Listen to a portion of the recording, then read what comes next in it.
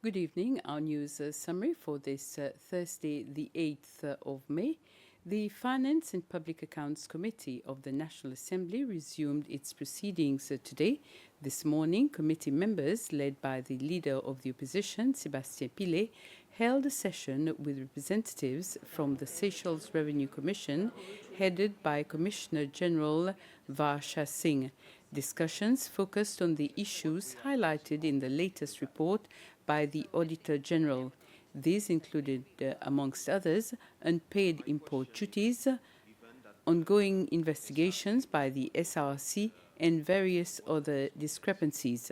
The chairman recommended that the SRC formally communicate to the Auditor General the measures and actions undertaken in response to the findings.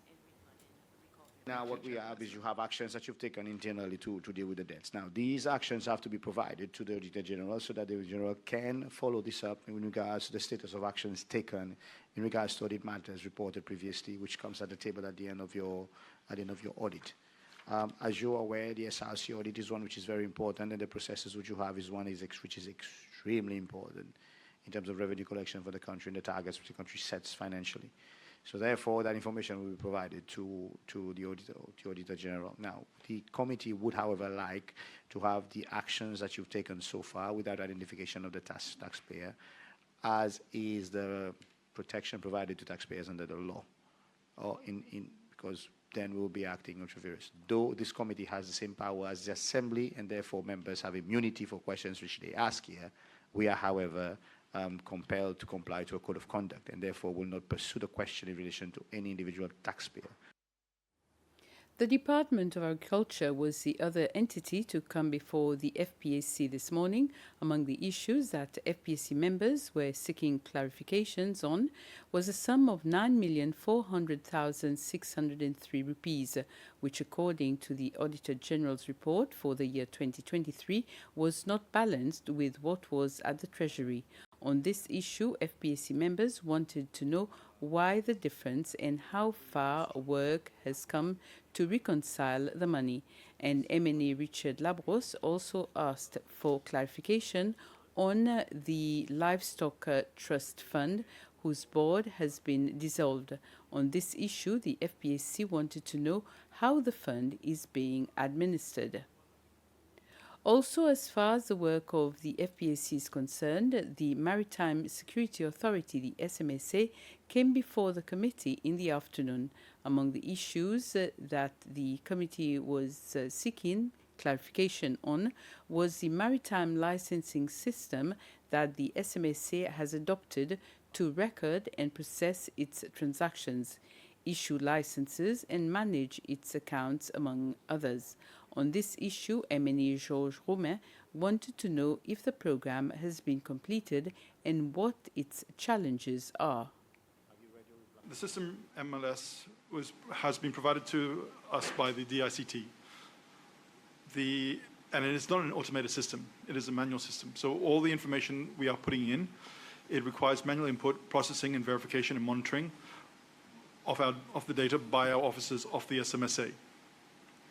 The system was transferred wholesale from the licensing authority to SMSA by DICT in 2023.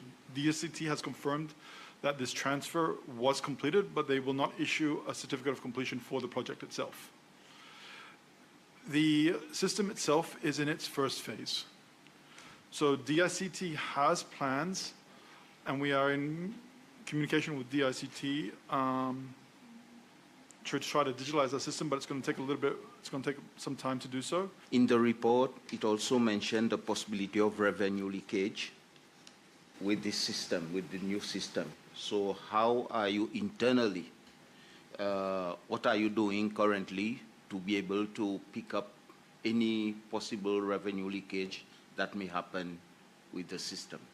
For the revenue leakage, this usually is because some of our licenses are in USD, and the system only takes in SCR. So it's very difficult to actually capture the revenue leakage because of the exchange rate. So the only way to actually fully correct it would be to overhaul the merchant ship the fees regulation and have every license in rupees. The Office of the President has announced the appointment of the new Utilities Regulatory Commission effective on the 1st of May. The Commission is mandated to regulate the electricity, water and sewage sectors, as well as other connected or incidental matters, in accordance with its statutory responsibilities. To ensure continuity in the execution of its mandate, the following appointments of commissioners have been made with staggered terms. Philippe Morin and Steve Mussard have been appointed for a 5-year term, Nuela Brioche and Daniel Gapi both for a 4-year term, and Daniela Larue for a 3-year term. The commissioners will then choose a chairperson and a vice chairperson amongst themselves. 6 female crew members from the Indian Defence Force who were here in Seychelles recently on their boat called ISV Triveni left Seychelles this morning to return to Mumbai, India. They arrived in Seychelles last week as part of their expedition, where they are learning navigation in international waters. For their departure, there was a farewell ceremony at Iljupur this morning. In total, there are 12 Indian female crew members, but only 6 were on board. The captain of the boat, Anuja Varudkar, describes their experience and talks about what they learned. It took total number of 26 days for us to reach here. It was a great learning experience. We navigated in deep sea for days, even for weeks. We have encountered heavy winds, strong currents, low winds, low currents. We faced almost all kind of weather, and it sharpened our skills in different. It sharpened our skills in navigation, in meteorology, weather monitoring, and many other things. We have learned a lot, and we have improved a lot on all these skills that we wanted to improve for our ultimate aim, which is circumnavigating the globe. We have come a long way and still a long way to go, and today we are casting off from Seychelles to Mumbai, and again en route we are going to encounter heavy winds, and that is going to be the real test of the boat and the crew in their endurance, navigation skills, seamanship, and many other things. On the occasion of the International Day of the Red Cross and Red Crescent today, MCB Bank and the Red Cross Society have signed an agreement to increase the relationship that already exists between them. The bank is participating in the repair of the Red Cross building that was damaged by the CCL explosion in December 2023. The signing of the 1 million rupee donation was made this morning. On its part, the Red Cross is helping and facilitating the necessary training on several issues for MCB workers. The theme for World Red Cross and Red Crescent Day is On the Side of Humanity. The agreement was signed by the MCB Managing Director and the Seychelles Red Cross Secretary General in the presence of their employees. The first cohort of teachers have received their certificate from the Speaker of the National Assembly, Roger Mancienne, after completing a 3-day workshop in the Teachers Parliament Learning Space, TPLS.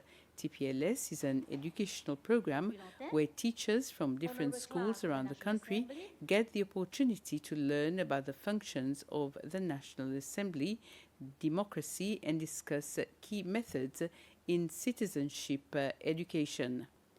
And next on SBC, we have 2 local programs. Have a very pleasant evening.